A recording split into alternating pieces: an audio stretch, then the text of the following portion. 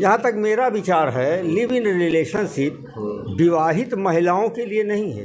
Consent of husband, अगर कोई महिला किसी से लिव इन रिलेशनशिप में रहती तो अपराध की बच्चा उत्पन्न होता है, उसके फादर का नाम क्या लिव इन रिलेशन, मेरा अपना मानना है उन महिलाओं के लिए जिनका विवाह नहीं है। आलोक मौर्य और ज्योति मौर्य का मामला इस समय ट्रेंडिंग में है।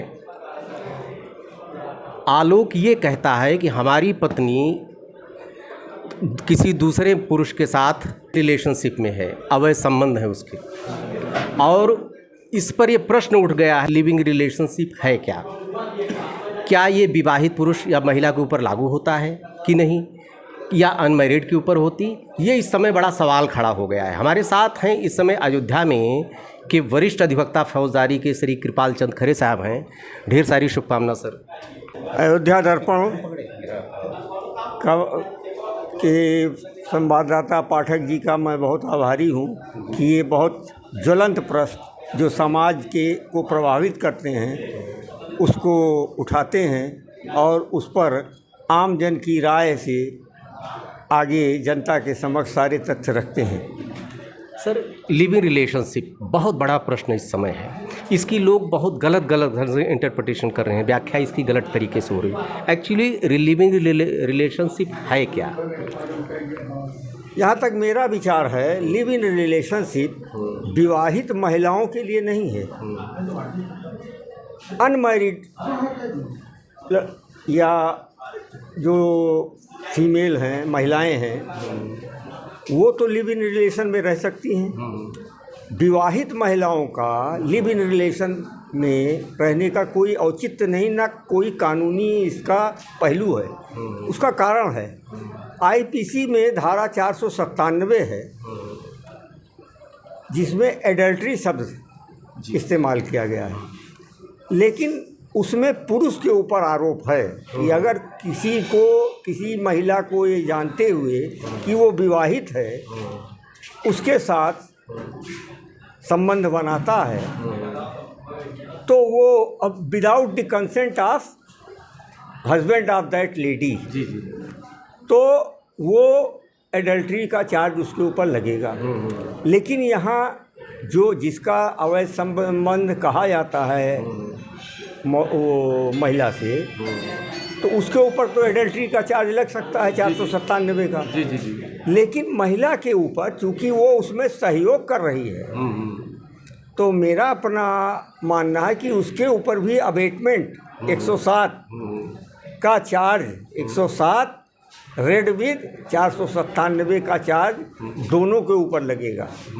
क्योंकि 497 में अगर हस्बैंड की कंसेंट से तो कोई संबंध बना सकता है, उसमें है 497, लेकिन यहाँ हस्बैंड की कंसेंट नहीं है, इसलिए 107 read with 497 read with 107 IPC का अपराध दोनों द्वारा कारित किया जा रहा है और इस पर कानूनी कार्रवाई भी की जा सकती है।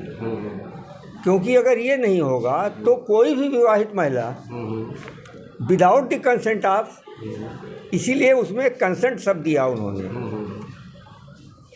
497 कंसेंट ऑफ हस्बैंड, तो फिर तो बिना कंसेंट के मतलब कि हस्बैंड का अगर कंसेंट है तो कोई भी महिला किसी से संबंध बना सकती है, तब एडल्ट्री के परिभाषा में नहीं आएगा। जी।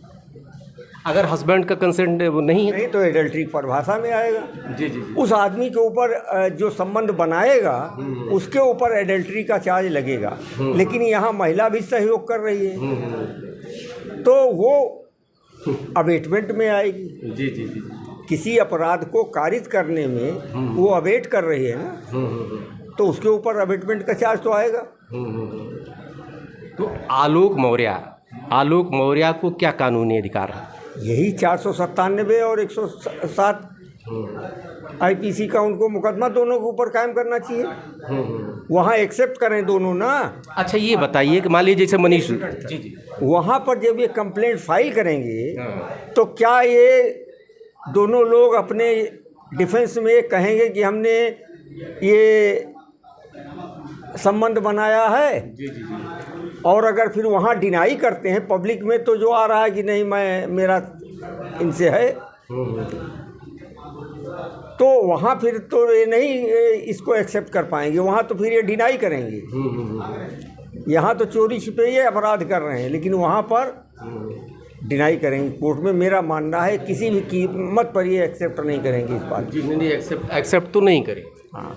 अच्छा ये बताइए कि जैसे उनको मनीष दुबे जी जो है डिप्टी कमांडेंट हैं, वो अपने उनको ऑब्जेक्शन अपने पति पर नहीं है, मतलब पति उनका जो है गैर महिला के साथ अवैध संबंध में है, उसको ऑब्जेक्शन है, तो तब क्या लागू होता है?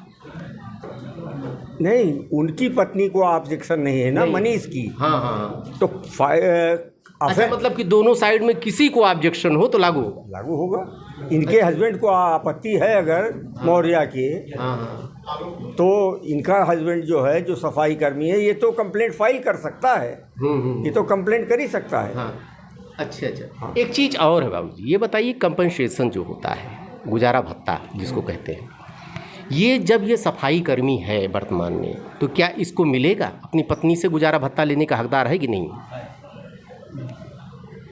अब गुजारा भत्ता देखिए, दो चीज़ें हैं। ये भी अर्निंग मेंबर हैं। अर्निंग मेंबर हैं। जी। बच्चियाँ उसके पास रह रही हैं अपनी माँ के साथ, तो किसका मेंटेनेंस ये लेंगे?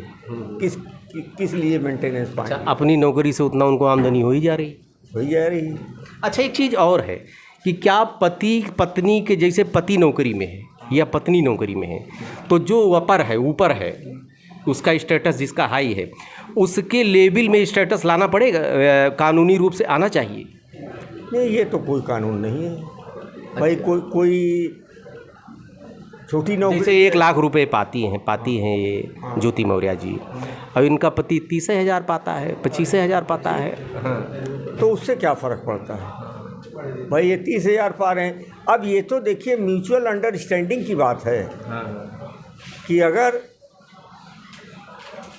दोनों में सामंजस्य होता है। बहुत से लोग, किसी के कोई पति तो बिल्कुल काम नहीं करते हैं, नहीं नौकरी पाए हैं, पत्नी अध्यापिका हो जाती है, कुछ हो जाती है, लेकिन सुखी परिवार की तरह रहते हैं। ये आपसी अंडरस्टैंडिंग की बात है, जिसका जैसा कल्चर हो, उसमें धन जो है वो बाधा नहीं होती, अगर अंडरस्टैंडिंग सही है तो। अच्छा, एक सामाजिक प्रश्न आपसे करेंगे। अधिवक्ता कितना भी एक सामाजिक भी होता है, वो कहीं न कहीं कानून कितना भी है, संवेदना को इग्नोर नहीं किया जा सकता है।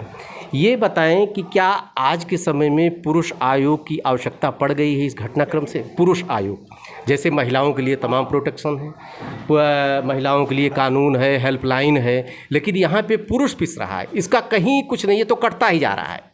तो क्या पुरुष आयोग या पुरुष हेल्पलाइन की आवश्यकता है इस घटनाक्रम के बाद? आप बिल्कुल आवश्यकता है। जी। आपको मिलेगा कि बहुत सी फॉल्स कंप्लेंट, जी, डोमेस्टिक वायलेंस की और तमाम प्रकार की फाइल की जाती हैं। हम लोगों के पास तमाम मामले आते हैं जिसमें गलती लड़कियों की है और प्रताड़ित पुरुष हो रहा है, बहुत से मामले आते हैं। तो एक इस तरीके का भी आयोग होना चाहिए जो निष्पक्ष जांच करे कि किसकी गलती है और कौन दोषी है।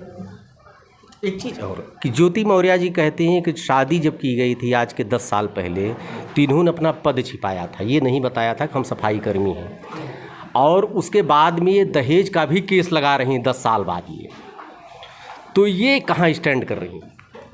देखिए, ये आरोप उनका इस समय बेबुनियाद लगता है। कारण है कि ठीक है, शादी के समय छिपाया, शादी के बाद तो आपको मालूम हो गया, जी, 2 बच्चे आपके हो गए, आप ये भी एडमिट करती हो कि हमको इन्होंने पढ़ाया। इतने दिन आपको 10-12 साल कुछ पत्रिकाओं में, अयोध्या प्रतियोगिता दर्पण और क्रॉनिकल में, इन्होंने अपनी पढ़ाई लिखाई का श्रेय अपने ससुर और हस्बैंड को दिया।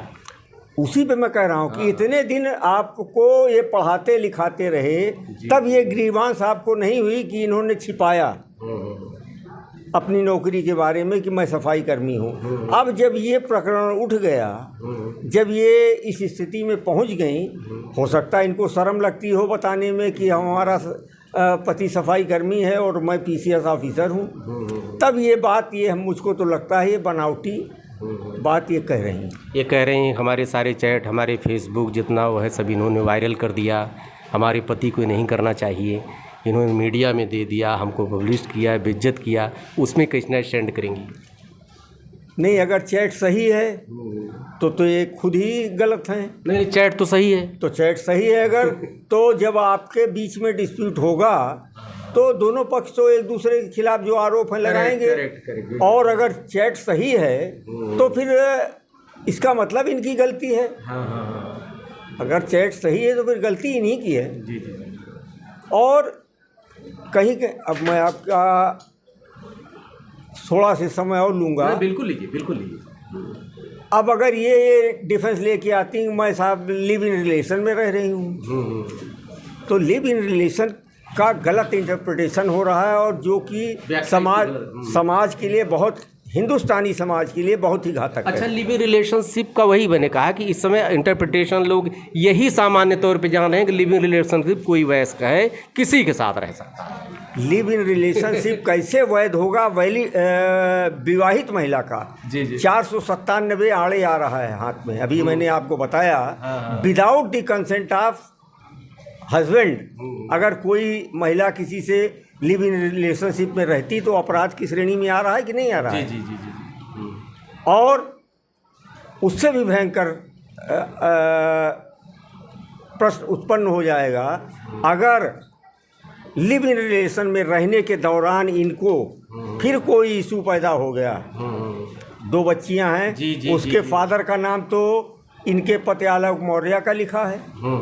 अगर अब इनके लिव इन रिलेशन से कोई बच्चा उत्पन्न होता है उसके फादर का नाम क्या लिखाएंगी? ये करेक्ट क्या लिखाएंगी? इसलिए लिव इन रिलेशन मेरा अपना मानना है उन महिलाओं के लिए जिनका विवाह नहीं है। वो तो ठीक है, कर लिया उन्होंने, किसी के साथ रह रही हैं, वो उसका कोई वाया मीडिया ढूंढेंगी, लिखाएंगी या रीमैरिज करेंगी तब लिखाएंगी। लेकिन यहाँ पर तो ये ऑलरेडी अभी इनका डाइवोर्स नहीं हुआ है, तो ये किसका अगर मान लीजिए इन केस इशू हो गया कोई, उसके पिता का क्या नाम लिखाएंगे उस बच्चे का? जी। ये सोचा कभी इन्होंने? कह तो रही कि मैं लिव इन रिलेशन में रह रही हूँ, तो 2 बच्चियों का नाम दूसरा होगा, तीसरे बच्चे का नाम दूसरा होगा। जी। मैरिड अभी ये उसी की वाइफ हैं लीगली, अभी डाइवोर्स इनका हुआ नहीं है। डाइवोर्स होने के बाद ये स्वतंत्र थी, जो चाहती सो करती। चलिए, अयोध्या दर्पण से बात की सर, धन्यवाद। अयोध्या दर्पण का मैं बहुत आभारी हूँ कि वो ज्वलंत प्रश्न जो समाज में हैं और उनका समाज पर क्या प्रभाव पड़ने की संभावना है ये उठाया जाता है और इस पर कानूनी क्या पहलू है ये भी लोगों के समक्ष रखा जाता है। मैं इसके लिए पाठक जी को धन्यवाद देता हूँ।